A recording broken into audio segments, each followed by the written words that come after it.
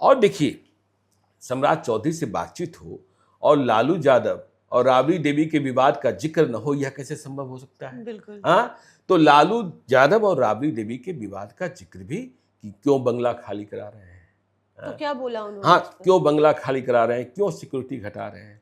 तो देखिए, लालू यादव ने कहा कि देखिए, मैं आज आप सबों के सामने मानता हूं कि लालू यादव बहुत बड़े नेता हैं, मैं उन्हें बहुत बड़ा नेता मानता हूं और पूरी जिम्मेदारी के साथ मानता हूं, लेकिन इसके साथ ही उन्होंने यह भी कहा कि उन्हें उसी तरीके से बड़ा दिल भी दिखाना चाहिए।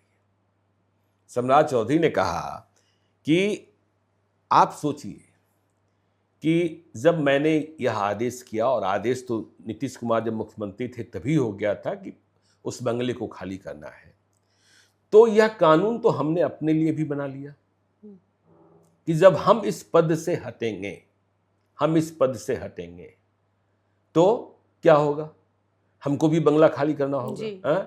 और उन्होंने वो पुरानी बातें, देखिए, जो डिप्टी सीएम का बंगला 5 नंबर जी, जिसके बारे में कई अपशकुन बातें कही जाती थी कि उसमें जो रहा हुआ कार्यकाल पूरा नहीं कर पाया, उसकी उन्नति नहीं हो पाई, ये तमाम बातें। तो उन्होंने कहा देखिए, इस मिथक को हमने तोड़ा। यह सही है कि मैं उसमें रात को नहीं रहता था, लेकिन दिन में कार्यालय का काम तो हम संपादित वही करते थे। फिर उसी तरीके से उन्होंने कौटिल्य नगर की बात कही, जो विधायक कॉलोनी है जी।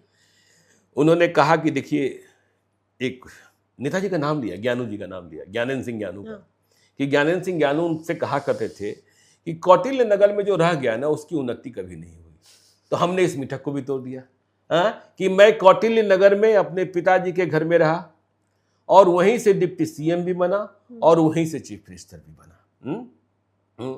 इंक्रोचमेंट पर सवाल हुआ तो उन्होंने, हाँ, तो लालू यादव वाले सवाल में उन्होंने कहा कि देखिए, उनको बंगला खाली कर देना चाहिए और बंगला खाली करना होगा राबड़ी देवी को।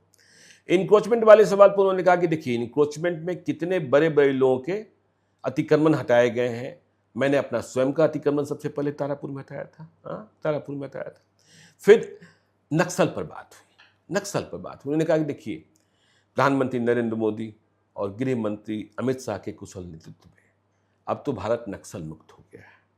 और उन्होंने कहा, बिहार की बात कीजिएगा तो मैं तो उस जिले से आता हूं और उस विधानसभा क्षेत्र का प्रतिनिधित्व करता हूं जहां बिहार के ही आईपीएस पदाधिकारी को मार दिया गया था। जी।